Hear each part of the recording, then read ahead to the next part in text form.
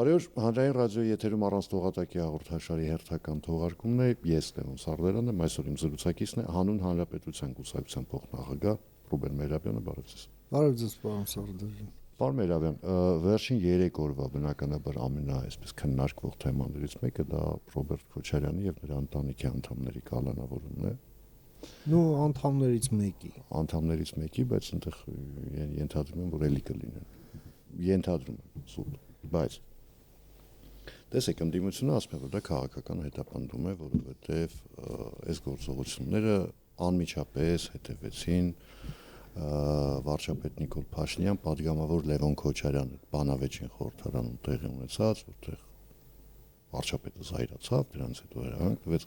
այսպես են ներկայացնում այս ուղեցով։ Ես ինքս բազմաթիվ հարցեր ունեմ կապված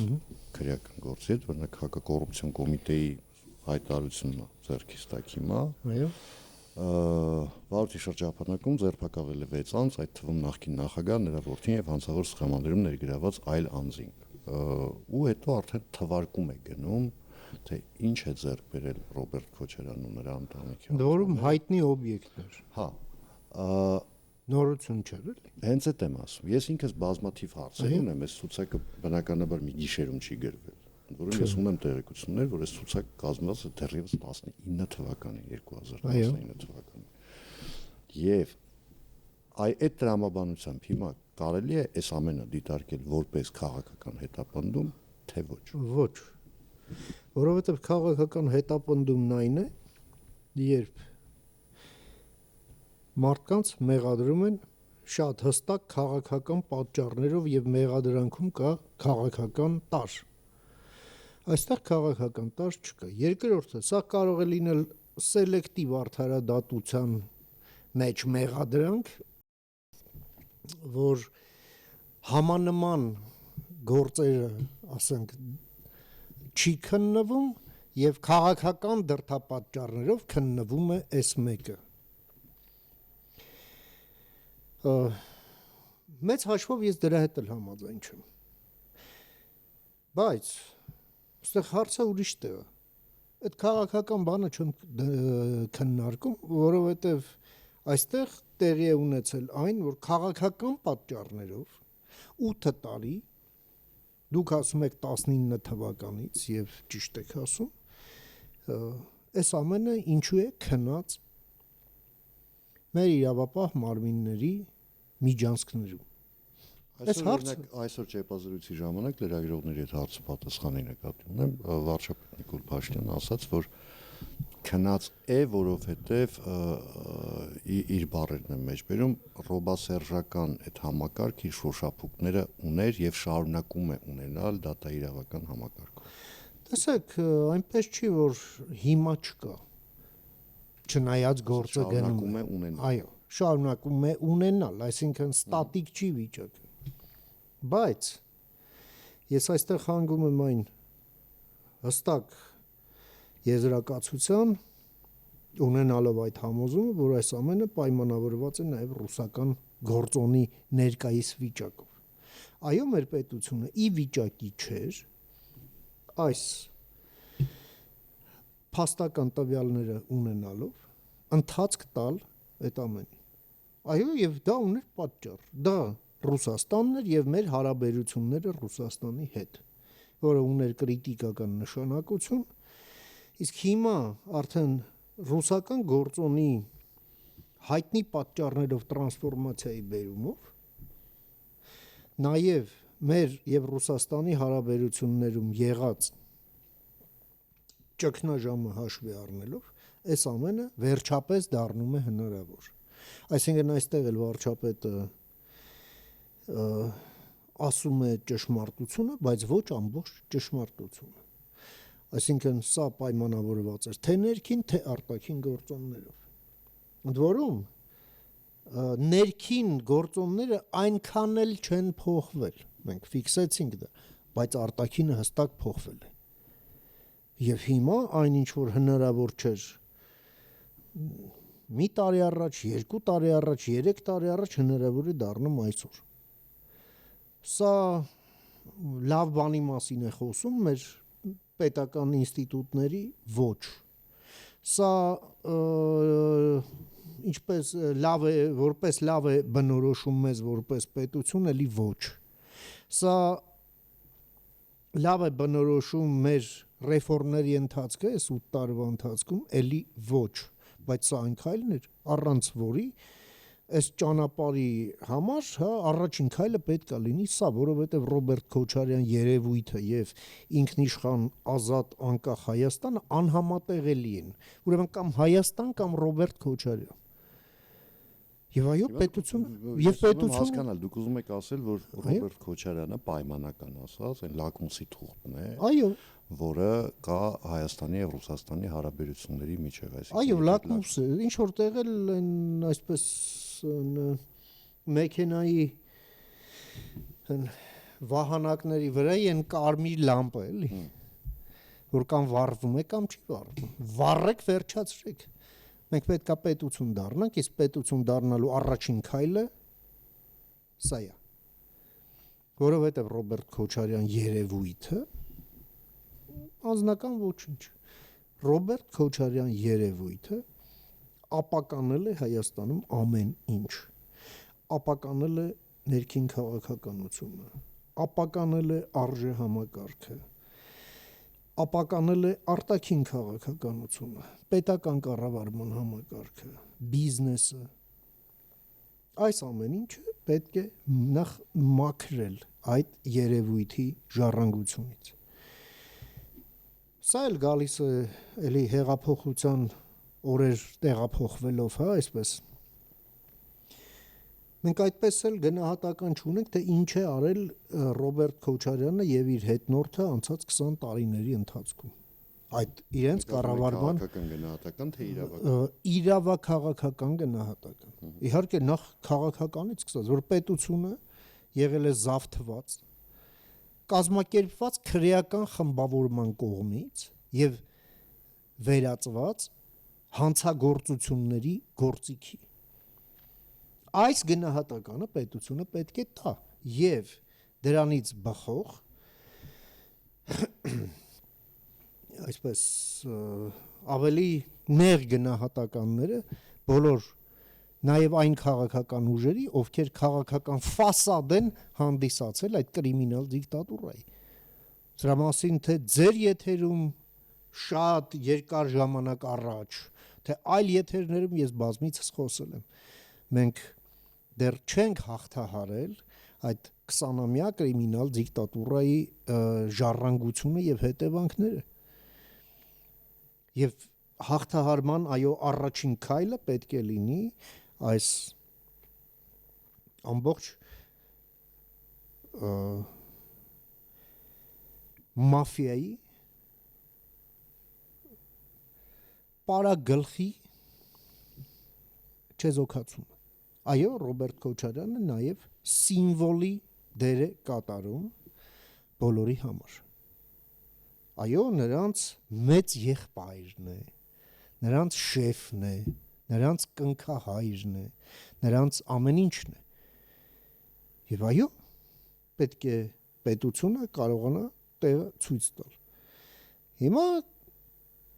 հոկտեմբերի 27-ի հետ առնչություններ։ Մենք տասնամյակներով լսել ենք հոկտեմբերի 28-ից սկսած Ռոբերտ Քոչարյանի առնչությունների մասին։ Այստեղ մեր իրավապահ համակարգը քրեա իրավական գնահատականի ընդունակ չեղավ։ Մարտի 1-ի հետ կապված, մենք նույնիսկ դատավճիռ ունենք Եվրոդատարանի հետ կապված, իր առնչությունների առումով։ Մեր պետությունը նաև կարողություն չունեցավ սրան ընթացք տալու։ Եվ ահա հիմա այս գույքային հարցն էս էլ արդեն ոնց որ ասում են պարզ թվաբանություն է, օրենքի հետ պարզ առնչություն։ Գիտեք ինչ 30-ականներին, հա, երբ Չիկագոյի տեր ու տիրական Ալ Կապոնեին էլի մի քանի անգամ բռնելու է, բռնեցին, բաց թողեցին, բռնեցին, բաց թողեցին։ Ինչի համար էլ ռեկետ, էլ բանդիտիզմ, էլ սպանություններ, սերիական սպանություններ, վկաներով չէր ստացվում։ Բայց նրան արդեն ընդունվել էր քաղաքական որոշում, որովհետև դիլեման արդեն հետևյալն էր, կամ Ամերիկա կամ Ալ Կապոնե։ Եվ ընդունվեց քաղաքական որոշում, որ նա պետք է գնա բանտ։ Եվ նա գնաց բանտ, ոչ թե դրա համար, այլ առանձնապես մեծ չափերով հարկեր թաքցնելու համար։ Վերջ։ Հետո բանտում էլ մեռավ։ Չէ, բանտում չի մեռ։ Դե Հետո թողեց։ վեներական հիվանդություն։ Առողջական պատճառով թողեցին։ Ասել կուզի։ Հիմա այստեղ քաղաքական պատվեր կա, կներեք մենք ուզում ենք նորմալ պետության մեջ ապրենք, ուզում եք համարեք սա քաղաքական պատվեր, ձեզ հաճելի է, նո ձեզ չէ, ոմանց հաճելի է սա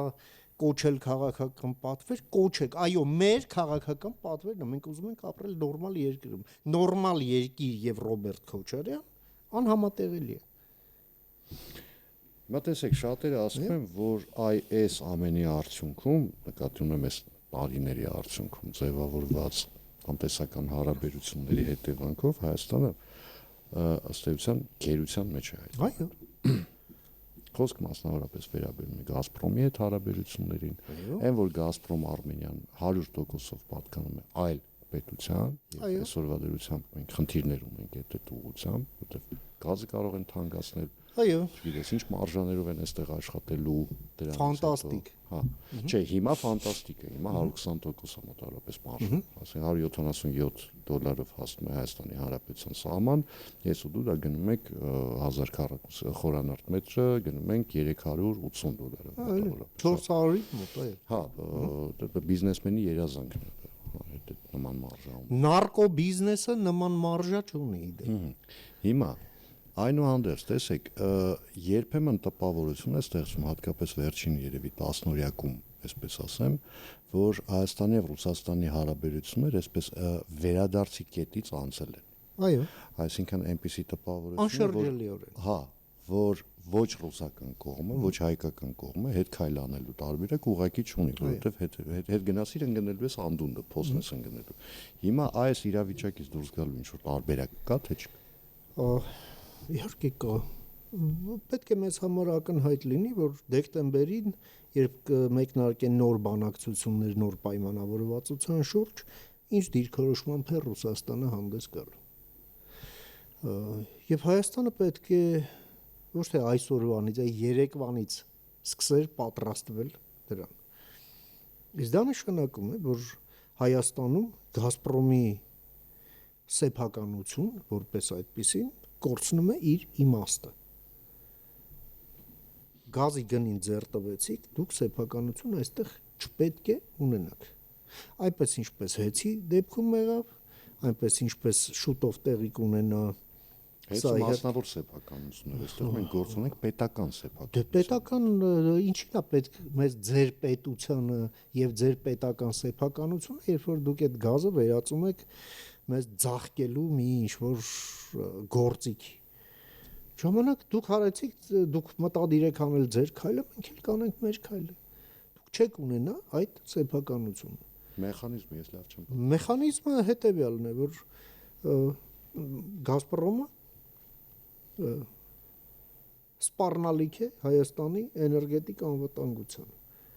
եւ պետությունը այո հատուկ միջոցների լիազորություններ ունի։ Մենք Գազպրոմի հետ պայմանավորվել ենք, որպեսզի նա մատակարարի, այլ ոչ թե չմատակարարի։ Եվ Գազպրոմին Գազպրոմի հետ մենք գործ ունեցել ենք ապրիորի որպես գործընկերոջ, այլ ոչ թե որպես օկուպանտի եւ այլն։ Այսինքն այդտեղ պետությունը այո, եթե կուզեք ինքնապաշտպանության իրավունքը իր պետք է իրացնի եւ իր քաղաքացիներին պաշտպանելու պարտականությունը պետք է իրացնի, այո։ Եվ նույնը երկաթգծի հետ կապված։ Եվ ընդհանրապես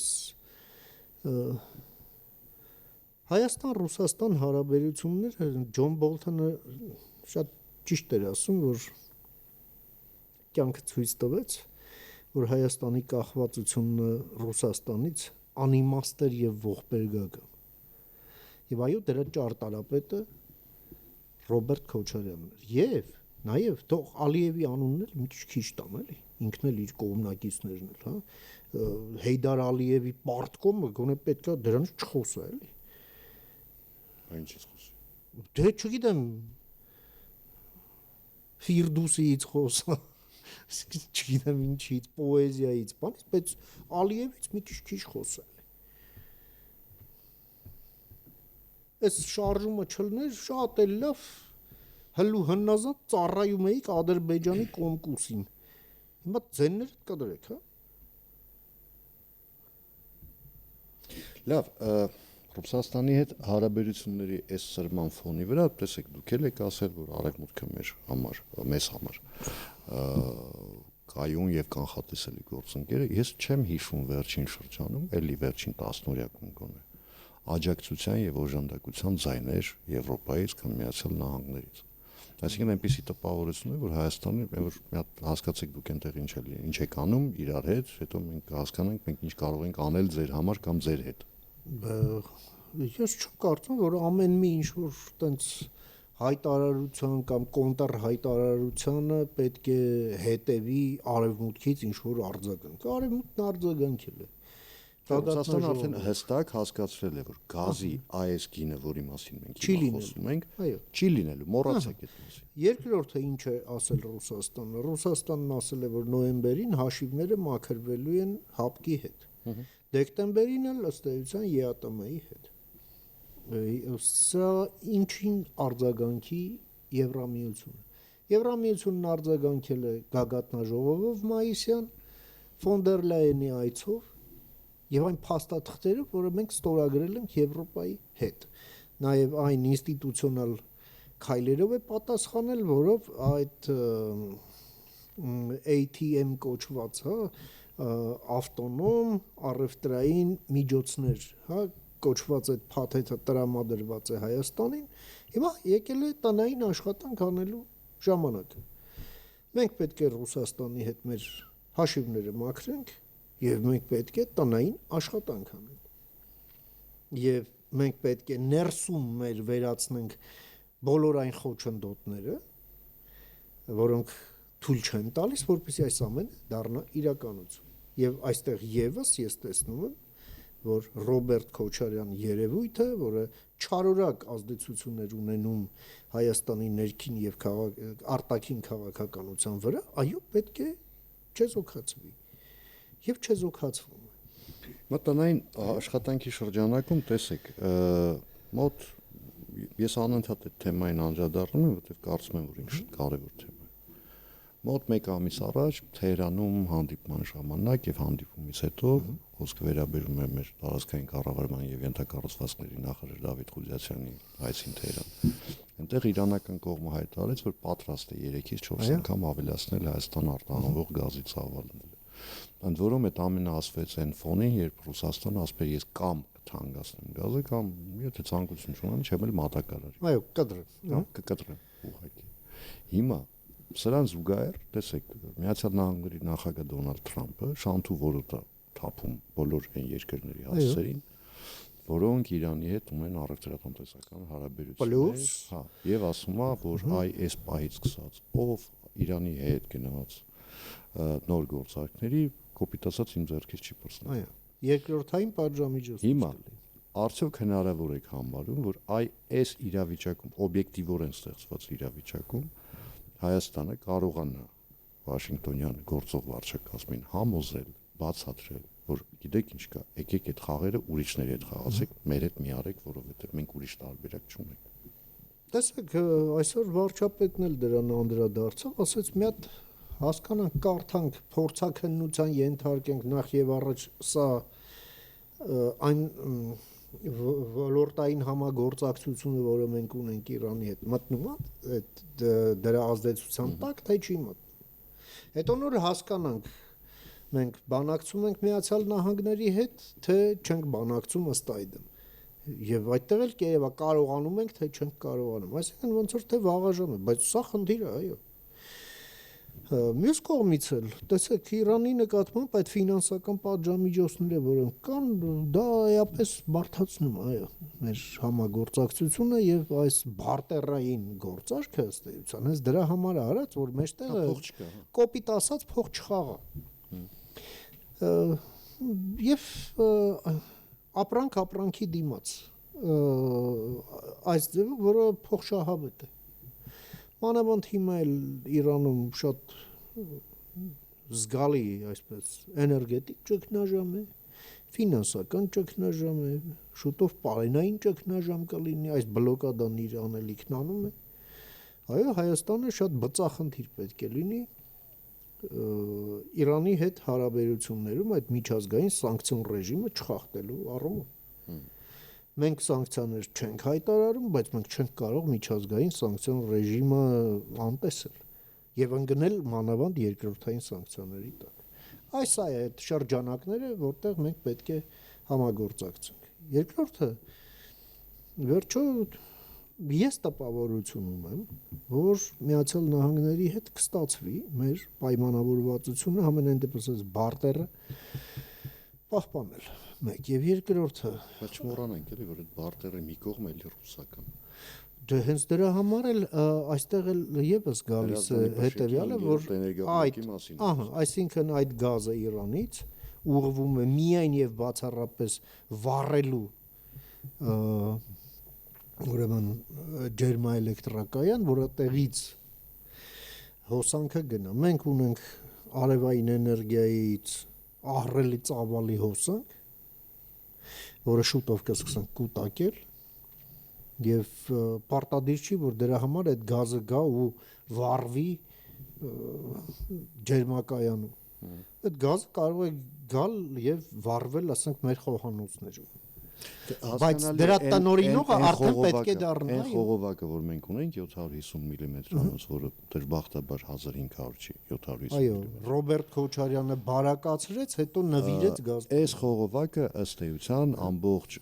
հզորությամբ աշխատելու դեպքում ինքը հնարավորություն տալիս է ամբողջությամբ ապահովել Հայաստանի Հանրապետության էներգետիկ կարիքները։ 85%-ի չափով։ Համարյա ամբողջությամբ։ Եթե դրան գումարում ենք նաև արևային էներգիան, գումարում ենք ատոմականը, սկզբունքորեն խնդիր չենք ունենում այդտեղ։ Բայց էլի եմ ասում։ Կոլապս չի լինի, այո։ Հա, այս խողովակից սկսած վերջացրած այն մեր տուն մտնող խողովակը պատկանում է Ռուսաստանի Դաշնությանը։ Դա փոխել է պետք։ Եթե Ռուսաստանը ձեռ տվեց գազին, այո, այդ ամենը պետք է փոխել, որովհետև եւ դա պետության իրավունքն է միջազգային հանրության առաջ եւ պարտականություններ։ Բայց նաեւ պետության բեռն է, որովհետեւ դա մի քանի միլիարդ դոլարի պատմություն է։ Դե հա, բան չէի ուզում։ Չէ, ես բան չեմ։ Հա, այո։ Այո, եւ ես չեմ պատկերացնում, որ որևէ միջազգային դատարան Գազպրոմին պաշտպանի ի վնաս Հայաստան, էլի, դու բացի այն ոնց է ինչ էին ասում, Մինսկում, չգիտեմ, ինչ-որ դատարան կա։ Որովհետև այստեղ Հայաստանի իրավունքների հարց կա։ Մեկ եւ երկրորդը, այո, մեզ պետք են խորհրդատուներ այդ միջազգային տնտեսական իրավունքի, որոնք նաեւ դատական գործերը կսպասարկեն մեր մասնագետների հետ միասին։ Շատ են նման բարձրակարգ ընկերություններ եւ երկրորդը Հայաստանը այստեղ անելիք ունի, տեսեք ինչու։ Հայաստանը պետք է այդ բոլոր իր ունեցած տեղեկատվությունը դնի իր որոշումների հիմքում, թե ինչով է զբաղված եղել Գազպրոմը այս տարիների ընթացքում, ինչպես է նրա փայը դարձել 100%, եւ դա ինչ ռեյդերային զավթում է տեղի ունեցել։ Վերջին 20%-ի հետ կապված նույնիսկ այնտեղ ընթացակարգային խախտումներ կային, ես հիշում եմ խորհրդարանը։ Այո։ Այդ ամենը իրար հետ գումարած, այո, պետք է արդարության վերականգնում տեղի ունենա։ Եվ մենք պետք է այո պատրաստ լինենք դրամատիկ որոշումների։ Իսկ դրա համար նաև պետք է Հայաստանի Հանրապետությունը Հայաստանում գազամատակարարման շուկան, այնպես ինչպես եւ էլեկտրամատակարարման շուկան, պետք է ազատականացման մասին որոշում հրապարակի։ Որովհետեւ այսպիսի պայմանագիր, որը Գազպրոմն ունի մեր հետ 19-րդ դարում բրիտանական կայսրությունն ունենում էր, ասենք, աֆրիկյան ցեղերի հետ, հասկանում եք։ Այս Սեսիլ Ռոդսը նման ձևով, ասենք, պայմանավորվում էր մինչև Cape Town։ Ասես չի կարելի։ Ձեռ եք հաղթում ես։ Եվ այս մարդիկ էլ խոսում են իրենց փառավոր կառավարման մասին։ Այդ ձենները կտրեք լավ ամոթա։ Եվ իհարկե կոնցեսիայի հարց։ Մեր երկաթուղի տարածաշրջանի ամենահետամնաց երկաթուղին է։ Եվ դրա համար, այո, դրա հեղինակը RЖD-ն է։ Մեր երկաթուղային ցանցը կրճատվել է RЖD-ի կոնցեսիոն կառավարման տարիների ընթացքում։ Երկարությունը պակասել է։ Եղածն էլ չի օգտագործվում։ Դե իրենց որ հարցնես, կասեն դե մեղրինը դուք եք քանդել մամես ինչ։ Է շատ լավ։ Բա ասենք թե Երևան Վարդենից էլեկտրիչկա էր գնում, ուրա չի գնում։ Եվ այլն, հա, այն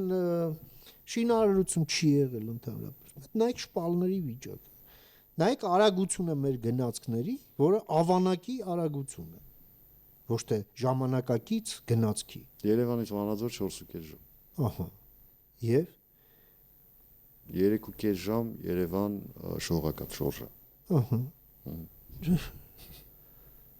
Պերճախոս թվեր, պարոն Սարդարյան, եւ սա պետք է վերջ տալ ուղղակի։ Տեսեք, բայց քանի որ Գազպրոմի մասին խոսեցինք, Գազպրոմ Արմենիա ավելի ճիշտ, դուք բերեցիք հեցի օրինակը։ Ես հա, ես հակընդեմ փաստարկ բերեցին պետական սեփականություն։ Հիմա տեսեք, դուք ասում եք, որ Հայաստան-Ռուսաստան հարաբերություններում ճգնաժամային փուլում ենք, հա։ Հա։ Բայց երբ դու ասում ես, գիտես ինչ կա, ես քո պետական սեփականությունը ազգայնացնում եմ, ասում եմ, հետ եմ վերցնում, դա հասկանալի է, չէ՞ որ դրանից հետո դա դիտվելու է որպես թշնամական գործողություն։ Այսինքն Ռուսաստանը Հայաստանին հայտարարելու է, չեմ ասում թիվ 1, բայց առաջին տասնյակում թշնամական երկրների։ Դե արդեն դա կա։ Ռուսական ռոպագանդայի մոնիթորինգը